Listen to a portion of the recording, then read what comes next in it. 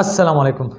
मुझे फसी ख़ान कहते हैं और आप देख रहे हैं यूट्यूब चैनल फसी दुबई दुबई। आप सब लोगों को अपने चैनल पे एक नई वीडियो के साथ वेलकम करता हूं।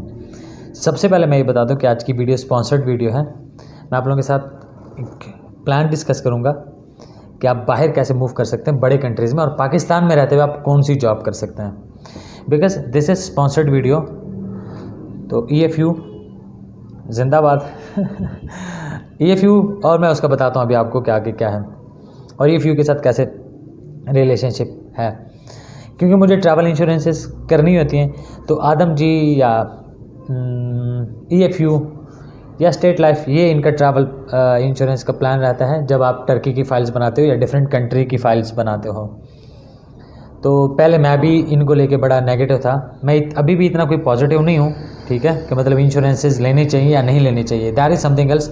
जब मैं उस पर ख़ुद काफ़ी सारा स्टडी कर लूँगा तो देन मैं कुछ बोल सकूँगा।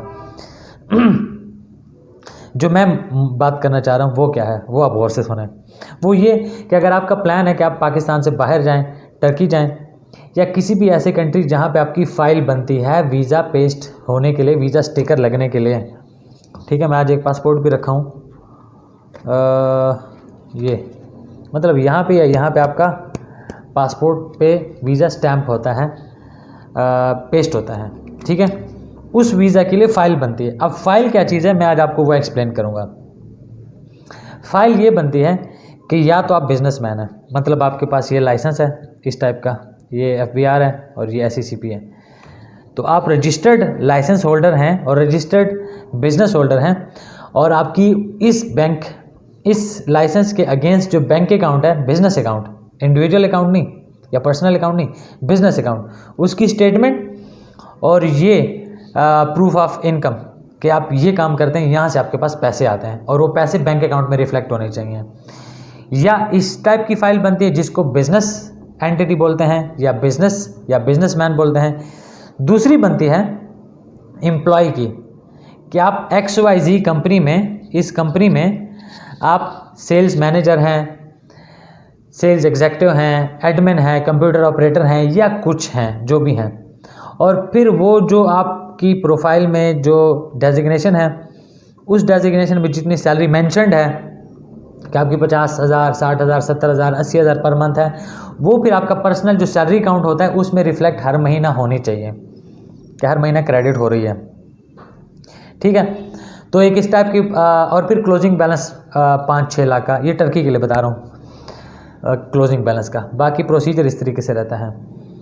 तो या एम्प्लॉय का लाइसेंस पे कि आप एम्प्लॉय हैं इस कंपनी का और वो कंपनी रजिस्टर्ड होनी चाहिए, या ये प्रोफाइल बनती है, या प्रोफाइल बनती है कि आप बिज़नेस एंटिटी हैं और उसकी बिज़नेस अकाउंट की आपकी स्टेटमेंट लगती है। ये दो चीज़ें आपकी प्रोफाइल में ऐड होती हैं।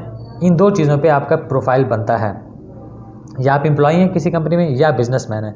अब बिजनेसमैन हर बंदा नहीं होता और उनके पासपोर्ट और उनकी काफ़ी सारी चीज़ें डिपेंड करती हैं। मतलब बनाने को और सबमिट कराने को तो हम बना देंगे, लेकिन सक्सेसफुल एक्सेप्टेंस रेशो के लिए डिपेंड करता है कि आप किस टाइप की फ़ाइल बनाते हैं। जैसे कल भी मेरी एक पेड अपॉइंटमेंट थी, उन भाई ने कहा कि मैं खुद सारे काम कर लेता हूँ। मैंने कहा आप कर लेंगे, मैं ये नहीं कह रहा आप नहीं करेंगे। आपने मुझे 500 पाकिस्तान रुपीज़ ट्रांसफ़र किया हुआ है, मेरा राइट है आपको बताना कि क्या आप कर सकते हैं क्या नहीं कर सकते, लेकिन आपकी रिजेक्शन के चांसेस है उसका मैं ये नहीं कह रहा कि मेरे से प्रोसेस करें, क्योंकि आपका डेली का काम नहीं। जब हम भी नए नए काम करते थे तो हमसे भी काफ़ी सारी गलतियाँ हो जाती थी, फिर हमें सीनियर से पूछना पड़ता था। So coming back to the point, business profile पे हर बंदा जा नहीं सकता। मतलब आप या मालाकंड से या स्वात से या पेशावर से या सिंध में किसी जगह से या गुजरांवाला या फैसलाबाद, टोबा टैक्सिंग, सरगोदा, कोयटा, बलूचिस्तान वाली साइड पर अगर आप देख लें, इन रहीम यार खान, बहावल नगर, मुजफ्फरगढ़, साहिवाल, खानेवाल, इन हैदराबाद, सकर, ठीक है, इन जगहों से आप ज़्यादातर हमें देख रहे होते हैं या ज़्यादातर लोग यहाँ से हमें फॉलो कर रहे होते हैं। अब ये कहते कह रहे मेरा ना कंपनी है और मैं बड़ा बिज़नेस कर रहा हूँ, ठीक है, और उसकी मतलब उसकी पिक्चर से भी पता चल जाता है कि ये इसका बिज़नेस हो सकता है या नहीं हो सकता। ये काफ़ी सारी चीज़ें मैटर करती हैं। फिर वो जिस एरिया में रहता है, वो जिस स्टाइल से बोलता है, मतलब आपने कहा हो कि मैं बिज़नेस करता हूँ 2 लाख का, अब आपको वेरिफिकेशन कॉल आ गई, ठीक है, आपको कॉल आ गई, कह रहा हाँ जी आप XYZ हैं, आप कहेंगे ओके मैं XYZ हूँ। अब आपको मतलब बोल चाल में, और वो आपसे प्रोडक्ट के बारे में पूछता है जिसका आपने बताया होता है कि मैं धंधा करता हूँ, लेट्स सपोज मैं पेन सेल करता हूँ और मेरी पर मंथ की इनकम 2 लाख है, तो आप पेन सेल करते हैं। अब आपका ज़रूरी नहीं कि आपकी इंग्लिश कम्युनिकेशन अच्छी होनी चाहिए, आपको इस पेन के बारे में या इस इंडस्ट्री के बारे में या इस प्रोडक्ट के बारे में कितना पता है। एम्बेसी वाले जब कॉल करते हैं तो वो ये चेक करते हैं, ठीक है, ये याद रखें, वो ये नहीं देखते आप कितने एजुकेटेड हैं कितने नहीं, आपको इस काम के बारे में कितना पता है। वो आपको कंपेटिटर्स को पूछेंगे। तो सबसे पहले वेरिफिकेशन यहाँ पे फेल हो जाती है कि जिस बच्चे को आपने बिजनेस प्रोफाइल बना के दिया होता है कि वो बिजनेसमैन है, वो इस चीज़ को डिफेंड नहीं कर पाता कि वो पेन में कहाँ से ये नीडल शीडल और काफ़ी सारी चीज़ें होती हैं, ठीक है। इसको मैं खोलने की कोशिश करता हूँ, नहीं खुल रहा। मतलब इसके अंदर इंक डलती है, ये स्प्रिंग डलता है, ये पूरा एक नेज़ल टाइप का है, वो ऊपर से ये ऊपर अपर बॉडी, मतलब इसमें भी काफ़ी सारी चीज़ें इन्वॉल्व है। तो वो आपको इस चीज़ से रिलेटेड उनको पता है या नहीं, बट आपको कंफ्यूज करने के लिए इतना काफ़ी होता है कि वो आपसे 4-5 चीज़ें पूछ लेते हैं। फिर आपसे कंपेटिटर का ये है पियानो का, ठीक है, आपसे 2-3 और ब्रांड्स का भी पूछ लेते हैं या कंपेटिटर्स का पूछ लेते हैं। एनीवे वहाँ पे वेरिफिकेशन आपकी फेल हो गया, आपका वीज़ा रिजेक्ट होकर आ जाता है, मतलब पासपोर्ट पे आपका एक रिफ्यूजल स्टैंप लग जाती है और आपको वापस आ जाता है। फिर आपको कंसल्टेंट या एजेंट कहते हैं यार कि हमने तो आपको सारी चीज़ें कंप्लीट करके दी थी, तो आपका कुछ प्रॉब्लम खुद आ गया, जबकि बेसिक ये होता है जो मैंने आपको बता दिया। अब इसको तो इधर क्लोज कर देते हैं, इस चैप्टर को, इस टॉपिक को। अब बात करते हैं एम्प्लॉय प्रोफाइल की, ठीक है, कि आप इस पेन वाली कंपनी में एम्प्लॉय हैं, ठीक है, ये सेल करते हैं, सही है। अब ये सेल करते हैं, ये सेल करने पे मतलब अगर आप इसके सेल्समैन हैं तो आप, अगर आपने लिखवाया होगा और आप रहते हैं लेट सपोज कहाँ रहते हैं, लेट सपोज मुल्तान में रहते हैं, भावलनगर, भावलपुर, छोटे सिटी में रहते हैं, ठीक है। मुल्तान छोटा नहीं है, अगर कोई मुल्तान से देखना माइंड ना करें, मतलब छोटा बकर है इधर पंजाब साइड पे एक सिटी, ठीक है, छोटा सा। मर्दान ले लो, सवाबी ले लो KBK साइड पे। अब आपने कहा कि यार मैं ये सेल करता हूँ और मेरी मंथली इनकम है 50-60 हज़ार, तो कोई भी नहीं मानेगा, एम्बेसडर नहीं मानेगा, ठीक है। उसको पता होता है इसके सेल करने पे यार लोगों को 10,000, 15,000, मैक्सिमम 20,000 की इनकम मिलती है, सैलरी मिलती है। इसके सेल करने की बात कर रहा हूँ, ये एग्जाम्पलीफाई कर रहा हूँ, ज़रूरी नहीं कि आप कहें यार पेन सेल वाला काम नहीं है। अब उस पर भी आपका वेरिफिकेशन कॉल आता है, आपने सारा कुछ बता दिया, आपको प्रोडक्ट नॉलेज पे सब कुछ है, लेकिन वो जो आपकी बैंक स्टेटमेंट रिफ्लेक्ट हुई है, जो उन्होंने इनकम आपको बना के दी हुई, कह रहा हर मंथ आप 70,000 या 80,000 लेते हैं, वो पता चल जाता है कि वो फेक है, तो आपकी रिजेक्ट हो जाती है। अब करना क्या है, जिसके मुझे पैसे मिले हुए हैं, ठीक है, जस्ट किडिंग, या मतलब आपके लिए आइडियल क्या हो सकता है, वो है EFU, ठीक है। EFU में अगर आप मतलब एम्प्लॉय हैं, एक तो आपका करियर है, ठीक है, और देखें ये 1932 मतलब पाकिस्तान के बनने से पहले कलकत्ता बेस्ड, मुस्लिम बेस्ड, मतलब मुस्लिम ओनरशिप है और कलकत्ता बेस्ड कंपनी है।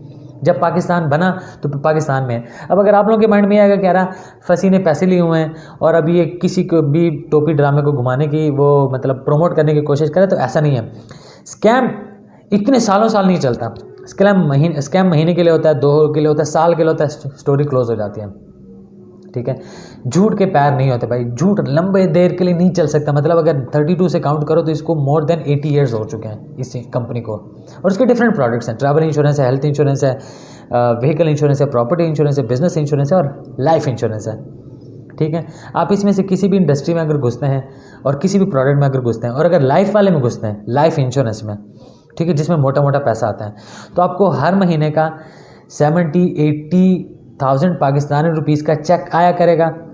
और अगर आप इनके टारगेट्स मीट करते हो तो आपको ये फ्री ऑफ कॉस्ट किसी और कंट्री भेजते हैं। But let's stop it here. आप टारगेट्स मीट नहीं कर पा रहे, आप एक नॉर्मल परफॉर्मर हो, बट आपने इनके साथ काम शुरू किया हुआ, आप इनके साथ काम करो 6 महीने 1 साल से, तो जब आपकी फाइल बनेगी ना, आपकी फाइल बहुत स्ट्रांग होगी। EFU पता है, सबको पता है, कह रहे EFU वाले जो हैं वो कौन है, मतलब एक नोन कंपनी है पूरे पाकिस्तान में, ठीक है, लिस्टेड कंपनी है, बड़ी कंपनीज में से एक कंपनी है।